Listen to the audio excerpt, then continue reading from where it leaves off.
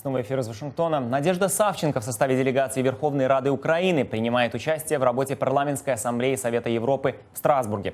Мой коллега Данила Гальперович взял у украинского политика интервью. В частности, он спросил у нее, не боится ли она критики за свои недавние заявления о том, что с пророссийскими сепаратистами можно вести переговоры. Я не боюсь. Я не боюсь правды. Я не боюсь принимать решения, нести за них ответственность. Меня поймут, возможно, не все. Я уже много раз повторяла, меня не поймут диванные войска АТО или диванные войска Майдана, как у нас были и есть. Меня не поймет кто-то, может, из каких-то далеких краев, которые не знают, что такое терять. Меня даже не поймут, возможно, каждый человек, который был на фронте и что-то видел, потому что все видели по-разному. Что касается разговаривать, это не только мое мнение. Мне написала письмо одна женщина. Она написала, что она потеряла единственного сына на войне с украинской стороны.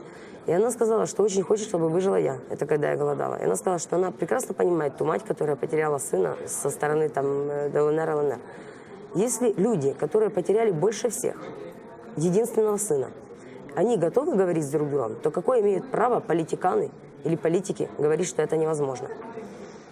Это возможно всегда, потому что мир не живет в вечной войне. Может, потому. Мир невозможен в вечной войне. Все равно будет мир рано или поздно. И, конечно, сложнее всего сказать первое слово или сделать первый шаг.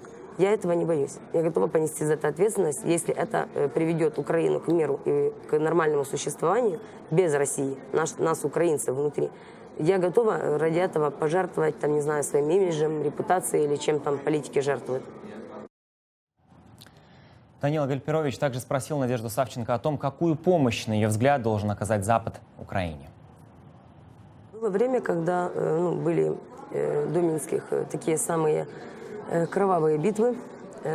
Нам действительно не хватало оружия. Стоит ли помогать оружием? Ну, наверное, если бы, смотря с какой решительностью. Просто помощь оружием, она может привести мир к Третьей мировой войне. Если сейчас брать ситуацию, рассматривать, то, наверное, это должна быть как бы последовательная помощь. Во-первых, это обязательно политическая, экономическая касательно санкций против России. Потому что страна должна понимать, вернее, ее власть должна понимать, что она сделала неправильно, и что в этом мире, в современном мире, так существовать нельзя, и так работать никто с ней не будет. То есть санкции продлять надо? Продлять надо, и нужно вводить, мне кажется, более персональные санкции, чтобы меньше страдал народ, а больше страдали те власти, чтобы они ощутили на себе лишение, потому что народу санкции действительно сложно переносить русскому, а вот властям оно как-то нипочем.